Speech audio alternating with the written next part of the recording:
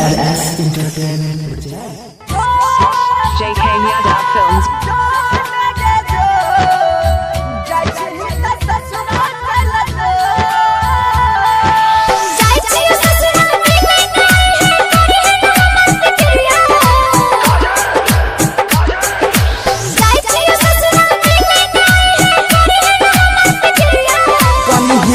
हमारा खातिर कहियो खाइले बाप के क्रिया आरो अभी नहीं हमारा खातिर कहियो खाइले बाप के क्रिया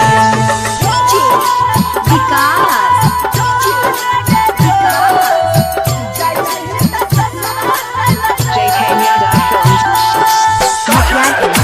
सीतामढ़ी क्यों बनाया मुझे ऐसा? क्यों दिखाए मुझे वो खुशियाँ वो प्यार ताकि आज तुम मुझसे कह सको कि वो सब झूठ था और सच ये कि आज तुम किसी और की बनना चाहती हो।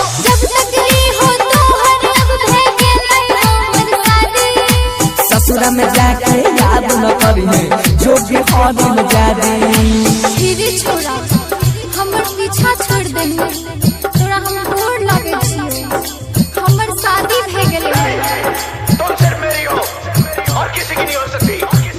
हम दोनों के बीच अगर कोई आया तो समझो वो मर गया। जब तक ही हो तो हर अब भे गेलै हमर शादी ससुरा में जाके याद न करी जो के हम जादे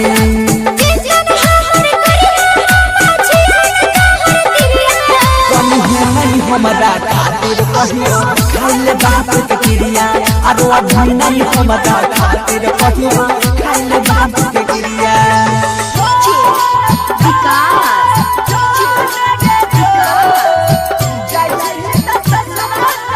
JK Yadav Films. सीतामढ़ी क्यों बनाया मुझे ऐसा? क्यों दिखाए मुझे वो खुशियाँ वो प्यार ताकि आज तुम मुझसे कह सको कि वो सब झूठ था और सच ये कि आज तुम किसी और की बनना चाहती हो। बचपन के तू छी अरमा हम छियो तोहर यारी यह सोच के हमारा संग में कोई नहीं go जा ई सब समय के खेल छियो ये हाथ और सिर्फ हथियार छोड़े हैं, चलाना नहीं भूले।